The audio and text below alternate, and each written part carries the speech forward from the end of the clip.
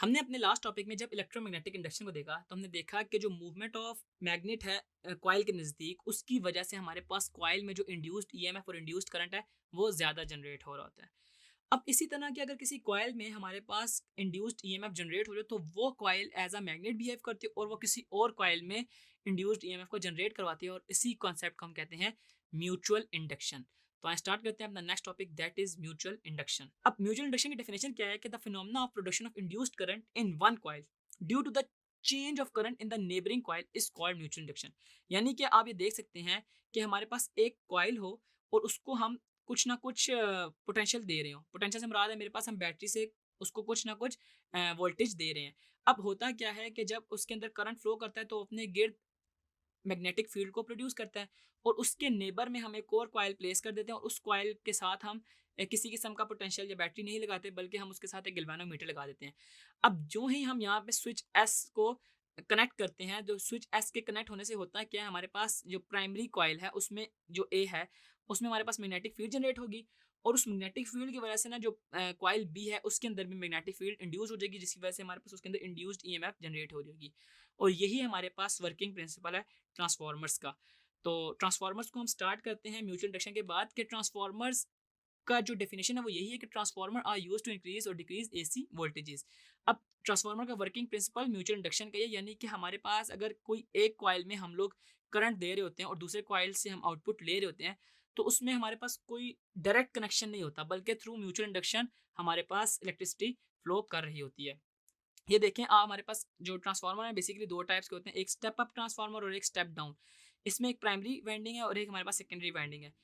Primary winding जो है ना उसमें हम लोग इनपुट दे रहे होते हैं, यानी कि इनपुट से मुराद है हमारे पास जो वापडा से आ रही होती है इलेक्ट्रिसिटी वो दे रहे होते हैं और सेकेंडरी वाइंडिंग से हम आउटपुट को ले रहे होते हैं।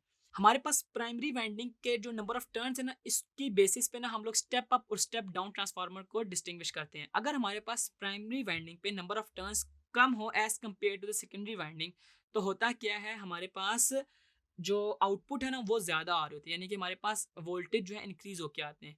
जबकि अगर मैं स्टेप डाउन ट्रांसफार्मर्स की बात करूँ तो हमारे पास उसमें प्राइमरी कॉइल के ऊपर जो नंबर ऑफ वाइंडिंग्स हैं, जो नंबर ऑफ टर्न्स हैं वो ज़्यादा होते हैं as compare to the secondary और हमारे पास सेकेंडरी में जो आउटपुट वोल्टेज है वो कम मिल रहे होते हैं।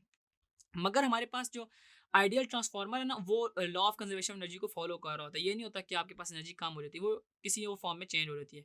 N ideal transformer dissipate no power itself and for such a transformer we can write अब वो आइडियल इक्वेशन ये है कि V S over V P is equal to N S over N P. अब वी एस हमारे पास क्या है, जो सेकेंडरी वोल्टेज थे और वी पी हमारे पास प्राइमरी वोल्टेज है, वेयर एज एन एस जो है number of turns at secondary coil और एन पी हमारे पास number of turns at primary coil. और आपको बात पता है कि law of conservation of energy की वजह से इसके अंदर जो पावर है ना वो कंजर्व रहती है, यानी कि power at primary coil is equal to power at secondary. और आपको पता है पी जो होता है वो वी आई के इक्वल होता है, V P I P is equal to V S I S. आए इसको एक हम न्यूमेरिकल प्रॉब्लम में देख लेते हैं कि बेसिकली ये यूज हो कैसे रहा होता है। देखिए अगर if a transformer is use to supply a voltage of 12 volt model train which draws a current of 0.8 ampere, calculate the current in the primary if the voltage of the AC source is 240 volt.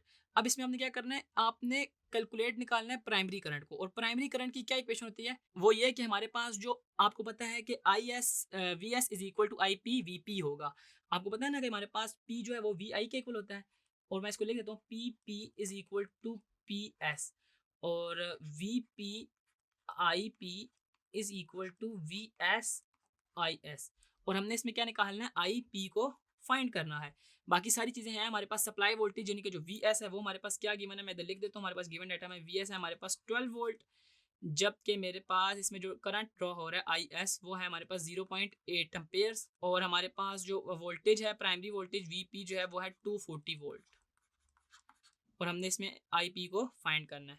तो हम क्या करेंगे, यहाँ से हम अगर I P निकालना चाहें तो आई पी हमारे पास निकलेगा, I P is equal to V S I S over V P. इसकी वैल्यूज हम इसके अंदर पुट इन कर देते हैं। वी एस है हमारे पास 12, आई एस है हमारे पास 0.8, जबकि वी पी है मेरे पास 240। और जब मैं इनको आपस में मल्टीप्लाई करता हूँ तो हमारा आंसर आता है 0.04 एम्पेयर्स। तो यहाँ से मैं आई पी इस तरह इजीली फाइंड कर लेता हूँ। तो यूँ आपने देखा कि अगर हमारे पास V S I S, V S से मुराद है मेरे पास सप्लाई वोल्टेज और आई एस हमारे पास सेकेंडरी वोल्ट के जो करंट है ना वो हो, तो हम प्राइमरी पॉइंट का जो करंट है वो भी फाइंड कर सकते हैं। तो ये हमारा ट्रांसफार्मर टॉपिक था, जिसमें हमने देखा कि ट्रांसफार्मर का वर्किंग प्रिंसिपल क्या है और आइडियल ट्रांसफार्मर इक्वेशन क्या है, जिसमें हम लोग नंबर ऑफ टर्न्स अगर ना गिवन हो, बाकी 3 पैरामीटर्स गिवन हो तो वो कैसे फाइंड कर लेते हैं, या अगर हमारे पास वोल्टेज और करंट में 3 चीज़ें गिवन हो तो हम उसके अंदर चौथी चीज़ कैसे फाइंड कर लेते हैं।